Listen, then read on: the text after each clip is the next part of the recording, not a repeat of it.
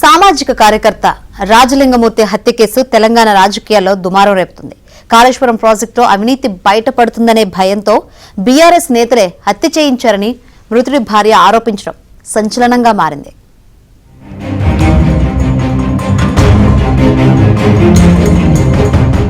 భూపాలపల్లిలో తీవ్ర కలకలం రేపిన సామాజిక కార్యకర్త రాజలింగమూర్తి హత్య రాజకీయంగా దుమారం రేపుతోంది. ఈ హత్య కేసును సవాల్గా స్వీకరించిన పోలీసులు అన్ని కోణాల్లో దర్యాప్తు చేస్తున్నారు. నేరస్తులను త్వరలోనే పట్టుకుంటామని పోలీసులు అంటున్నారు.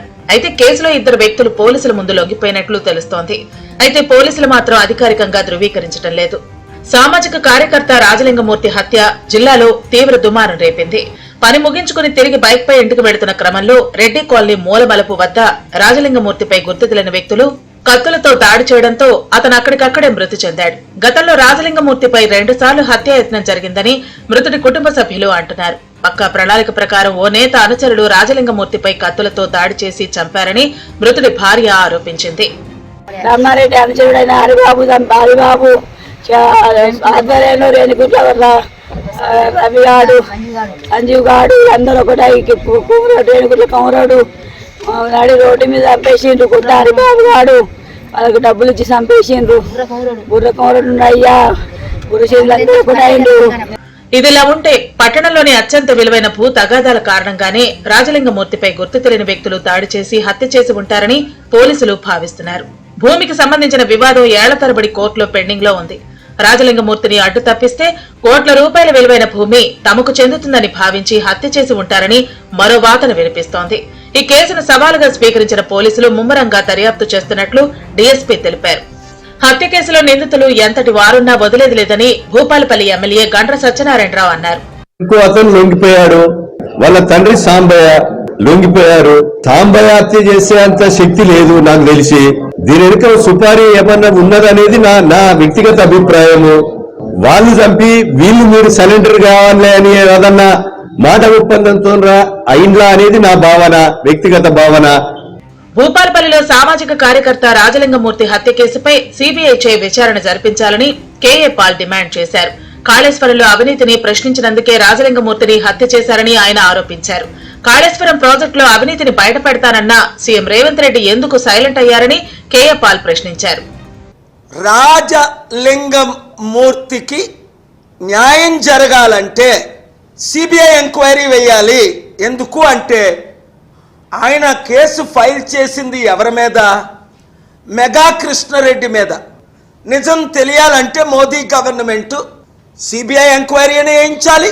తెలంగాణ హైకోర్టు నేను డిమాండ్ చేసిన సిబిఐ ఎంక్వైరీ అని వేయించాలి. లేదా రేవంత్ రెడ్డి సిబిఐ ఎంక్వైరీ వేయించాలి. సిట్ కానీ ఇంక ఏ ఎంక్వైరీలో న్యాయం జరగదు. దానికి 100 రుజువులు ఉన్నాయి. రాజలింగమూర్తిని హత్య కేసులో గండ్ర వెంకటరమణమూర్తి పాత్ర ఉందనే ఆరోపణలు ఉన్నాయన్నారు మంత్రి కోమటిరెడ్డి వెంకటరెడ్డి.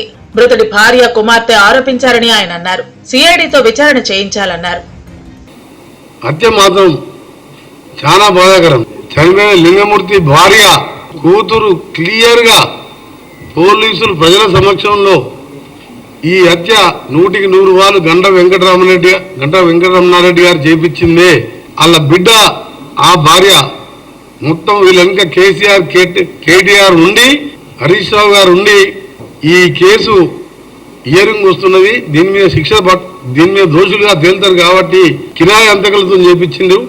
సంచలనంగా మారిన రాజలింగమూర్తి హత్యపై మాజీ ఎమ్మెల్యే బీఆర్ఎస్ నేత గండ్ర వెంకటరమణారెడ్డి స్పందించారు. ఈ హత్యతో తనకు బీఆర్ఎస్ పార్టీకి ఎలాంటి సంబంధం లేదన్నారు. భూ వివాదాల కారణంగా హత్య జరిగి ఉంటుందన్నారు. రాజలింగమూర్తి అనేటువంటి వ్యక్తి కాళేశ్వరం ప్రాజెక్టు మీద ఒక కేసు వేసిండు. ఆ కేసు వేసినందుకే మంత్రి అయితే సాక్షాత్తు వెంకటరమణారెడ్డి హత్య చేయించిందని చెప్తా ఉన్నాడు.